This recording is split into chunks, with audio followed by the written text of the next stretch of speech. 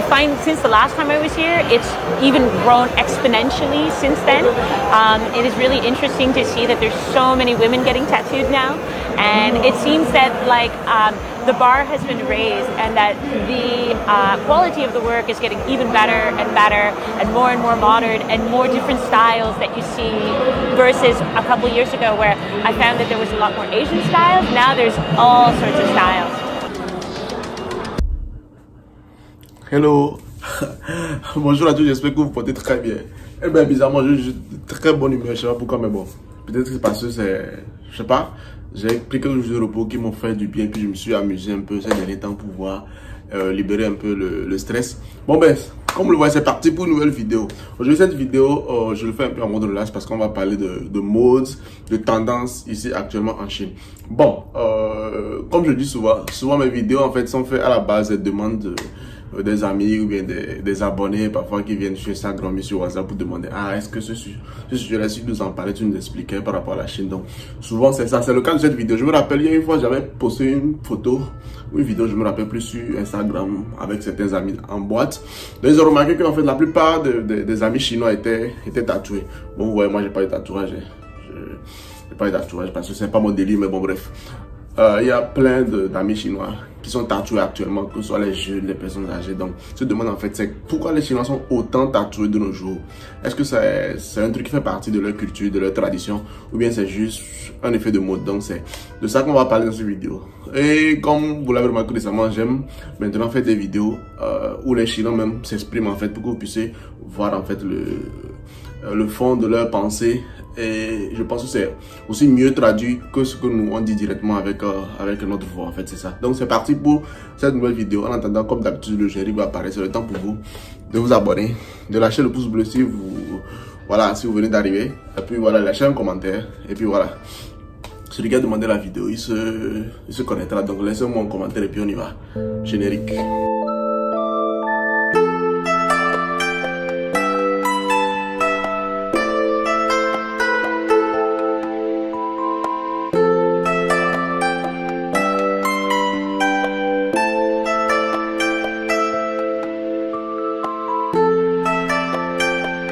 Bon, nous le voilà pour la vidéo d'aujourd'hui.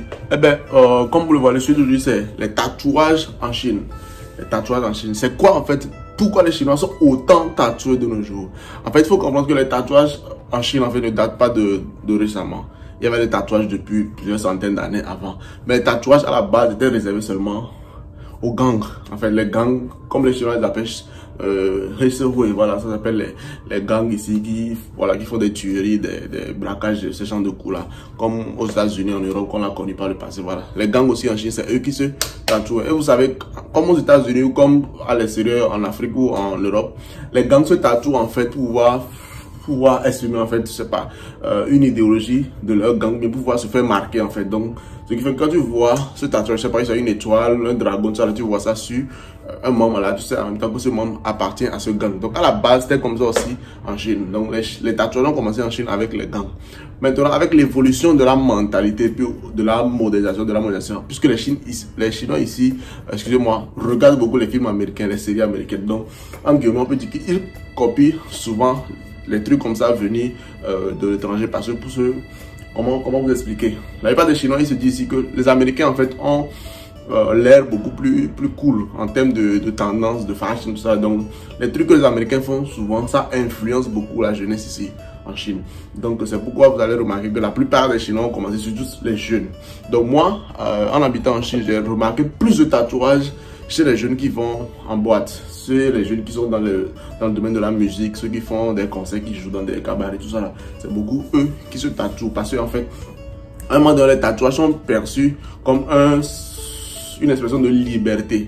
Parce que quand tu viens d'une famille où les parents mettent beaucoup la pression, c'est pas sûr que les familles puissent laisser les enfants se faire tatouer. Mais les enfants qui arrivent à se faire tatouer, c'est pour exprimer en fait que j'ai ma liberté, je fais ce que je veux, j'ai le droit de m'exprimer, de faire ce que je veux en fait. Donc c'est par là que ça a commencé. Les jeunes ont commencé à se faire des tatous pour dire en fait que voilà, je suis libre de faire ce que je veux de mon corps, c'est mon corps, voilà, vous savez, tous ces hashtags là qui étaient sortis par le moment. Maintenant, il y a un second truc qui a pris une ampleur récemment, c'est au niveau des filles en fait. Les filles en fait, comment vous dire, puisque ici en Chine, on dit souvent que en Chine, il y a l'État en chinois, ça veut dire il y a trop de pression en Chine. Donc, c'est difficile de pouvoir t'exprimer, que ce soit au niveau de, je sais pas, de ta famille, du gouvernement, de ton école, de ta société, tout ça. C'est difficile de pouvoir hausser la voix, pouvoir dire ce que tu penses réellement en Chine.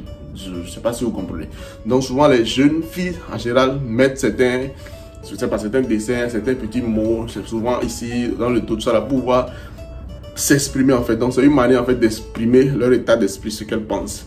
Donc, ça a commencé avec les tatouages indélébiles, les tatouages qu'on peut, en fait, effacer après. Après, ça a évolué vers les tatouages, c'est pas indélébile, c'est-à-dire mettre ça et puis ça reste comme ça. Et puis, il y a d'autres aussi, c'est pour le business. Comme vous allez le voir dans cette vidéo, il y a une dame, en fait, elle fait le business des gâteaux. Donc, elle vend les gâteaux, je sais pas, à la fraise, au chocolat, tout ça là. Donc, elle fait souvent les tatouages en rapport avec son business pour que quand les clients viennent, les clients puissent voir vraiment qu'elle est vraiment immergée dans son business, que d'abord, elle a des tatouages de gâteaux sur elle qui matchent vraiment avec ce qu'elle fait. Donc, ça attire beaucoup plus les clients. Donc, c'est un peu ça. Et puis, ça lui permet de faire la promotion. Peut-être quand tu la rencontres dans le métro, ah, ton tatouage est joli, elle dit, ah oui, c'est parce que je suis dans le business de gâteaux. Ça ne dérange pas, tu peux venir voir notre shop ici, tant pour venir voir seulement que tu vas apprécier. Donc, c'est aussi pour le business.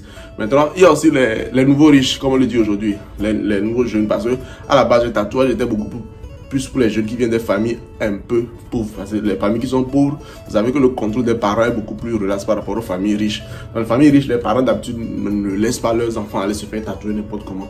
Mais les familles pauvres, vous savez que les parents n'ont pas vraiment, puisque on dit c'est celui qui sort le truc là qui a le pouvoir à la parole. Donc souvent, ça a commencé par les familles modestes, je ne vais pas dire pauvres, mais en situation modeste. Donc les enfants sont déjà laissés très rapidement à eux-mêmes. Donc il faut les tatouages pour pouvoir exprimer leur liberté. Maintenant, les familles riches aussi ont commencé à le faire. Je ne parle pas forcément des enfants, mais aussi des grandes personnes. Vous allez voir souvent, pour ceux qui travaillent avec des Chinois, je ne sais pas, les séries dans nos pays, vous allez voir, il y a des richards, des boss, des laopan, comme on le dit en chinois, qui sont aussi tatoués en fait. Bon, la plupart d'entre eux, ils écrivent un mot qui est un peu, comment on dit, le game plan de leur, je sais pas, de leur manière de penser ou bien de leurs activités. Parce que moi, je me rappelle, j'avais travaillé aussi avec un Chinois dans le temps, lui aussi il avait un tatouage, mais il avait écrit en français. Et il y a aussi beaucoup de Chinois qui font des tatouages, mais ils écrivent pas en chinois, mais ils écrivent en français ou en anglais. Vous voyez les Chinoises qui ont écrit, je sais pas, life is sweet, la vie est belle, genre reste positif, stay in your game plan, ou bien des trucs comme ça, des trucs positifs. Vous dites à chaque fois, quand ils travaillent des situations difficiles et qu'ils voient leur tatouage, ils se rappellent en fait de ce truc-là, ce message-là qui se passe à eux-mêmes en fait. Donc vous voyez que de nos jours, le tatouage est devenu carrément un moyen de pouvoir s'exprimer sans forcément sortir des mots. Donc j'ai un peu ça. Je pensais important quand même de faire cette vidéo pour pouvoir éclaircir ce sujet un peu mitigé en Chine aujourd'hui. Et puis à la fin, pour le dernier point, le tatouage aujourd'hui c'est un, comment on dit, un instrument de mode, je sais pas, de fashion. Donc tout le monde dit voilà, j'ai fait un tatouage, je suis à la mode. Bien j'ai vu dans une série récemment, je sais pas, quelqu'un fait un tatouage, il a mis un dragon, c'est très joli, donc je vais le faire. Et puis il y a cette liberté là aujourd'hui en Chine qu'on a donné aujourd'hui pour aller se faire tatouer. Et puis aussi on va aussi dire que le secteur des tatouages est en expansion en Chine. C'est-à-dire ceux qui exercent ce métier aujourd'hui, c'est des gens qui se sont fait beaucoup d'argent. Donc je vais aussi laisser un passage. Vous allez voir, voilà, ce gars qui fait exclusivement que des tatouages. Donc il a dit en fait, ce sont les tatouages en fait qui l'ont aidé à passer de la situation un peu misérable à la situation de, je sais pas, d'indépendance financière qu'il vit actuellement aujourd'hui. Donc j'espère que j'ai tout dit dans la vidéo par rapport au tatouage. Donc les tatouages n'ont forcément rien à voir avec la culture, bien la tradition des Chinois comme on pourrait le penser, parce que quand on voit toute une lignée de famille, par exemple on voit le père, la mère,